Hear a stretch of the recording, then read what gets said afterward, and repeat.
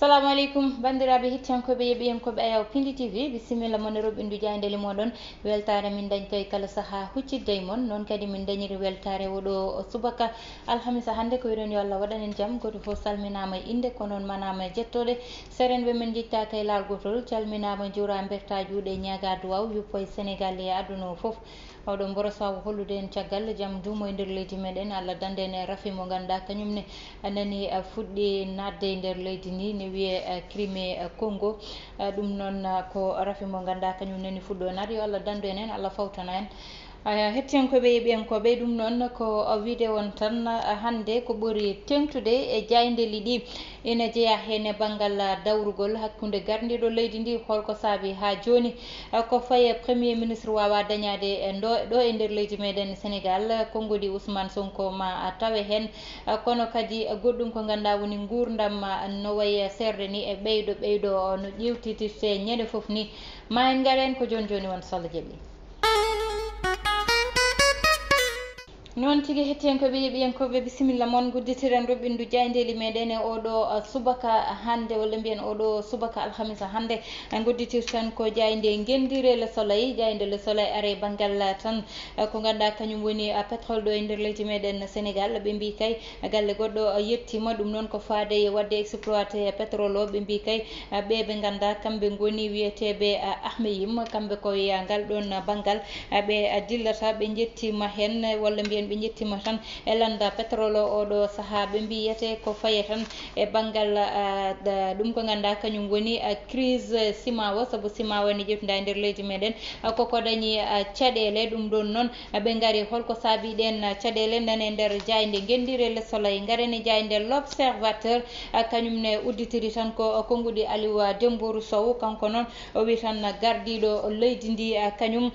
woni ɗum taari ɗum ko yimɓe ɓe ganduɗa ete mataw kewani nafoore saabu DG je ministre uji ganduɗa wawa addandemo haydara ko ɗum saabi ko yane dow makko ko ari yane dow makko e tan élection ji législative ɗiɗo hawo ɗeesi pertude ɗum ko ganduɗa kañum woni assemblée nationale o ɓe gaari ha joni tan ɓe mbi ko bombe kay wone quartier ji ɗi ganduɗa jooɗi koye ndiyam oɗo saaha ɗiɗon quartier ji noon ɓe kolliti ɗum walla mbiyen ɓe kolliri ɗum ina jeeya hen e tan gueɗe walla mbiyen banggueji kewɗi limtaɗi ɗum woni koye page jeegom e jeeɗiɗi e nder jayde l'observateur son jimon ji nata yimɓeɓe e caɗele ganduɗa dañi ɗum e oɗon banggue garen ha joni tan e caɗele ganduɗa yimɓe ina jogui ɗum ɗo e nder leydi meɗen Sénégal ɗum koye jayde tribune wonata tribune oɗo subaka kañum noon ari tan ko wiide gorgorluji ɗo e nder leydi meɗen mana yumman galleji yen e baban galleji en ene gonde caɗele te ɓe mbi ɗeɗon caɗele noon ñande foof ene ƴewtide cogguli ɗi so nogas finani fawi hen ma capannayyi fawa hen te ɗum ɗon ɓe mbi ɓe joguiɓe banggal nder leydi ndi ɓe kalta hen haydara ha tengti e jagorde joguinde banggue commerce e nder leydi meɗen kamɓe noon ɓe mbi tan ko ha joni ala ko nana hen e konngudi makko e ko yimɓeɓe walla mbiyen caɗele yimɓeɓe dañi goɗɗum ko ganduɗa kay ɓe kaali hen woni konngudi Abdoul Mbaye gonnoɗo ɗo premier ministre o wi tan ko sa tagui ha joni Sénégal wawa dañde premier ministre ko ɗum woni namdal ngal saboyete ɓooyi guila nden ha joni nani faade toɗɗe tan gardiɗo jagorde ɗe ɗum ne wawa dañede ha joni koye ɗum ɗon kay Sud Quotidien arti Sud Quotidien kañumne wi tan gardiɗo leydi ndi ɗo joni kay hoore mum koko uddi ummade walla mbiyen faade législative uji ganduɗa ɓennama ɗi ko ɓennama ɗum ɗon noon eɓe ne foti tan fayede e présidentiel élection ji toɗɗade gardiɗo leydi ɗum ko hitande ujunnaje ɗiɗi e nogas e nayyi wonata so Allah jaaɓi ɓe mbi tan ɗum ɗon ne gardiɗo leydi ndi oɗo saaha kay hoore mum koko uddi e ngal ɗon banggal ɓe mbi goɗɗo mo ganduɗa oɗo saaha koye rafi tigui woni hôpital Aristide Le Dantec saboyete ko caɗele mum ene goni ko ganduɗa ina heewi e nder leydi ndi walla mbiyen hôpital uji goɗɗi ha tengti toon to ganduɗa kañum woni hôpital mo Ziguinchor saabu kamɓene bloc opératoire moɓɓe koko dañi caɗele ɓe mbiyete ko rafi hôpitaux ji ɗi gondi garene jayde vox populi noon kañum ari tan ko e kongodi Ousmane Sonko ɓe mbi Ousmane Sonko kay kañum wi tan ko 2024 so leydi ndi so Allah jaaɓi koye juuɗe makko fawoto ɗum woni kongudi makko kanko mo ganduɗa kanko woni gardiɗo Pastef goɗɗo mo ganduɗa kay kongudi muɗum nani e nder jayde nde woni Yankoba Diatara kanko Yankoba Diatara noon o wiyete ɗum ɗon ko haalluji mere meƴƴere tan goɗɗo noon mo ganduɗa kadi addi kongudi muɗum eko fayi tan e banggal hôpital Aristide Le Dantec ko kañum woni Lamine Bara Gaye kanko Mouhamadou Lamine Bara Gaye noon mo ganduɗa kanko woni directeur général mo SYNEPS o wiyete kamɓe liggotoɓe ɓe toon to hôpital to kala koɓe poti waɗanede maɓe mbaɗani ɗum ha ɗon e hôpital o liggey muɗum gasde saabu ne waɗi ɓe ganduɗa ene gonno toon ana liggo koɓe ganduɗa yete ko laamu yoɓanno ɗumen ɓe hôpital yoɓanno e kadi woɗɓe ɓe ganduɗa ko mbaɗanno tan ko prestation de service ɓe mbi ɓeɗon foof ma laamu ƴettu ɗumen en charge saabu ko ɗum woni lawol goɗɗum ko ganduɗa kay ma ande 12 lewru septembre woni tan to suudu sardiji leydi meɗen ma bureau ji ɗi darne tonete ko ɗum kay woni ko ganduɗa nane nder jayde Vox Populi ha joni garani jayde les échos noon kañum ari tan ko e oɗo ɓiɗɗo Sénégal mo ganduɗa wasi fittandu muɗum toon to diwan mo États-Unis kanko noon ɓe mbi ɓoyani ni ko ummi to Brésil on naati toon to États-Unis to yete kono noon ko fittandu makko koko tan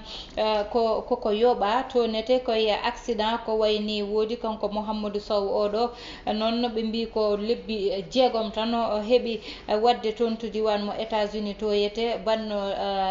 perɗo mo dewɗo e dow makko wo noon walla periɗo mo o oɗon ɓe mbi police fawino e makko jungo kono noon ko goppitaɗo yeehi Ousmane Sonko ɓe mbi nana waɗa menacé oɗo saaha wuyɓe ɓe wideɓe tan kanko tourné makko ni mo jogorno wadde o e lewru ko jogorɗo artirde ɗum ha lewru septembre o waɗa ɗum saabu yete liggeyoɗo joni ala jonde ɗum woni konngudi makko kanko Ousmane Sonko ha joni tan goɗɗum ko tawete e nder jayde nde woni yete ɗo kay nangganoɗo toon to maison d'arrêt et de correction mo Podor kanko noon ko ɓoccitiɗo caggal ndewa tan ndewo fonno lelade duuɓi ɗiɗi o ɓocciti noon koye liggeyaji ganduɗa aɓe jaltinano gam waɗoyde ɗiɗon liggeyaji e nder wuuro ngo ko ndeno ko heno rewi o tan ɓocciti woɗɓe nangaɓe keɓani ɓoccitade woni ɓe nangaɓe to cité mixta ɗum noon ko tan galle mo ganduɗa aɓe gonno toon wadde ko fewani hakkude tan détournement de mineur e tan wadde drogue e ko way noon kono noon ɓe pawama juuɗe jayde quotidien le quotidien ɓe mbi ɗo joni gardiɗo leydi ndi kay caaga kecci muɗum fawi yettimayi mur tigui walla mbiyen fawi mayi mur tigui ɗo joni o ala no watta saabu yete o anda ɗo rewata Ousmane Sonko ɗum woni konngudi mabɓe e nder jayde quotidien le quotidien ɓe gare assemblée nationale mo tan poɗɗo waɗede installé 12 lewru septembre gonden nduɗo ha joni ɓe garti tan e liggotoɓe e banggal nettoiement e leydi nder leydi meɗen manam wallitoɓe yimɓe kurjuruji beddaji ɗi kamɓe noon ɓe mbi aɓe namno ko tolne million ngaji 27 ɗi gan milliard uji 27 ɗi laamu joganiɓe ɓe mbi ɗum ɗon aɓe jiiɗi hebde hen ɗum woni konngudi mabɓe garene jayde libération ko kañum tigui uddata damal oɗo debbajo biyeteɗo Lena Gomis mo ganduɗa fittandu mum koko yoɓa to ñaguis ɗum woni e nder jayde libération oɗo subaka ɓe mbi noon oɗo debbajo mo ganduɗa yete joom galle mum koko sanki omo daare duuɓi 75 omo dañi noon sukaɓe tato ɓe mbi ko piyaɗo ko wayno ko teddi e hoore nde hawa wasi fittandu makko ɓe mbi noon koɓe ƴewtidi ko woni kadi won janɗo e makko heeɓi mo haade warde mo ɓe mbi noon wonɓe ganduɗa ete ɗo joni kañum waɗa soupçonné fawama jungo e oɗo saaha ɓe mbi to wakkinan Nimzat kay ha joni e nder jayde libération oɗo mo ganduɗa ko caporal mo sapeur pompier mo joguino noon ko fayi tan e kartal police ko ɗum o waɗirtuno triangle toon to gueje way kanko oɗo bindaɗo emmu mbaw fawama juuɗe noon e flagrant délit o fanamay lawol goɗɗo kay mo ganduɗa wasi fittandu muɗum ha joni koye jayde libération ɓe mbi to hôpital Diamniadio to oɗo kay kañum tawa kone wasi fittandu muɗum oɗo waɓe mbaɗi ko o yettete ko Sarr ɓe mbi ko overdose warimo wonko ganduɗa kay ko ɗum o pikkiri walla ɗum o pikkiri hoore makko ɓe ganda saabu enquête udditama hen ɗum o pikkiri hoore makko ene wiye tan provive ɗum ne wiye provive 1% ko ɗum woni ko ganduɗa o pikkiri ɗum hoore makko ko ndeno wasi fittandu makko hettiyankoɓe yeeɓiyankoɓe joni joni uddi tan hello wonko noon tigui hettiyankoɓe yeeɓiyankoɓe liggotoɓe e banggal autoroute ila touba ina anda kamɓene ade balɗe aɓene mbaɗa menacé wadde grève ina anda ɗeɗo balɗe grève uji heewino kamɓe wonɓe mairie ɓe hanki tan nanama ene wiye ɗo e balɗe garoje maɓe mbat grève ko tolne balɗe tati ha salaire uji moɓe ɓeydite ɓeɓe ganduɗa kamɓe goni expresso woni liggotonoɓe toon kamɓene ɓe dañi caɗele ɗeɗo balɗe ha tan ko tolnino e capantatoye e mabɓe ni mbiyano koko riwete ɗum ɗon noon kanko Yankoba Diatara joguiɗo tan jagorde ganduɗa kañum jogui banggal télécommunication ɗo e nder leydi meɗen kanko o yehino toon o yewtide haaɓe jittodiri koye mabɓe caggal ɗum ne ila Touba woni tan autoroute mo ganduɗa waɗama ɗo e nder leydi meɗen Sénégal kamɓe liggotoɓene ɓe kuccodira e saktoɓe kabaruji saabi ɗum ko ɓe mbi ko liggey moɓe ko tolni duuɓi nayyi aɓene liggo e contrat ji ganduɗa ko contrat indéterminé ɓe goni te lawol leydi meɗen wi ko contrat indéterminé ko laabi ɗiɗi tan watte renouvelé e kamɓe ɓe mbi ɗum woni laabi nayyi contrat moɓe ne waɗe renouvelé te ko contrat à durée indéterminé waɗa te ɗo joni ko contrat à durée déterminé ɓe goni te ɗo joni so neɗɗo signini laabi ɗiɗi contrat muɗum tataɓo o foti wonde ko contrat à durée indéterminé woni contrat mo ganduɗa hankkadi koye entreprise o jeeyaɗa ko hen liggotoɗa ɓe mbi ne waɗi kadi sappo e jeegomo e moɓɓe riwaɓe taw diwgol ngol rewani lawol ɗum ɗon foof ko saabi ɓe nanggui ɓe mbaɗi junggo e fandu kamɓe foof ɓe nangodiri gam tan hebde koɓe jiiɗi ko ɗum ɗon noon ko ƴewtidade tan ha joni ɓe ganduɗa kamɓe gummoto caggal leydi gara nde mbiye étranger ji gonɗi ɗo e nder leydi meɗen ne totta entreprise uji ina liggo ina naftoro copareji leydi meɗen ko ɓen kewi fawde caɗele liggotoɓe leydi meɗen saabu so ƴewama eko ganduɗa kañum fayi lawol liggey nder leydi meɗen wonɗo ganduɗa ko ɗon salaire foti fawade wonɗo ganduɗa salaire stagiaire ko ɗon foti fawade liggotoɗo wonɗo ganduɗa salaire liggotoɗo ko ɗon foti fuɗɗorade liggotoɗo ena yaaha ene ngabba e goɗɗum ko ganduɗa no neɗɗo waɗata no entreprise o waɗana tan inscrire liggotoɓe muɗum e IPRES daña ko ganduɗa ko kañum woni IPM so wondi so dañi so liggotoɓe muɗum dañi caɗele mbawa safrade ɗum ɗon foof hande ne ƴewtida woni entreprise aji mbaɗani respecté ko way noon ɓeɗo noon aɗa andi contrat mo ganduɗa à durée déterminé neɗɗo o signinde ɗum signina ɗum ɗiɗi signina tati ha laabi nayyi ɗum natti fawade lawol saabu woni lawol ko signinaɗo lawol gotol laabi ɗiɗi signini tataɓo o foti wonde ko contrat mo ganduɗa ko contrat à durée indéterminé neɗɗo o waɗe embauché e nder galle o wona liggade hankkadi contrat wonta wonde hakkude moɓe tawde ɓe signini contrat mo ganduɗa ko ɗon neɗɗo o heptina ko ɗon liggoto ko ɗum ɗon foof ine ƴewtida e nder leydi ndi ina heewi ɗo ko contrôle woni ko manque hen ko ɓeɓe ganduɗa kamɓe goni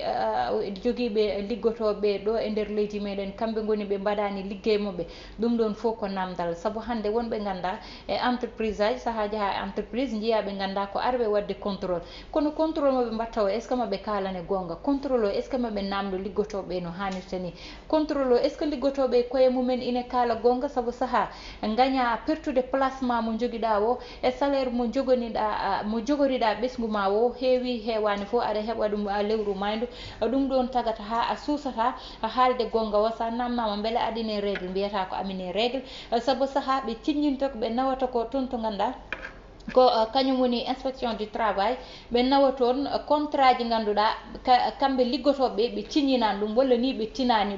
ɗum ɗon fof nane nder leydi ndi ina mofti te ɗum ko contrôle namni te oɗon contrôle kamɓe ɓen ɓe ganduɗa kamɓe goni e oɗon banggue joguiɓe banggal liggotoɓe saabu leydi ndi wonno lelori te no lelori ni goto foof jogui ko liggey muɗum hoto fat gardiɗo leydi ndi wiide ɗum mbaɗe liggey moɗon ko contrôle walla jagorde wiide mon mbaɗe liggey mon ko contrôle ni goto fof ne andi liggey mum no yaari wadde kamɓe yooɓe mballit liggotoɓe ɗo e nder leydi meɗen Sénégal saabu tampuɓe ɓe ɓuuri hen hewde hande saabu gurdam ɗam muusi won salaire uji hande ko Allah andi ko yoni ɓe ganduɗa ete contrat ji mumen mbaɗaka respecté ɗum ɗon foof noon yo ƴeewe tan fawe lawol saabu neɗɗo ko an liggey muɗum famɗata guite ma kono kañum mbaɗowo liggey o kañum andi holi tampere heɓata ha waɗa accomplir tâche muɗum ko neɗɗo noon jottoto wona wiide liggey makko ala no way walla ala no foti kono goto fof ne andi liggey mo liggotowo eko rondi ko holno teddiri e holno foti e hoore muɗum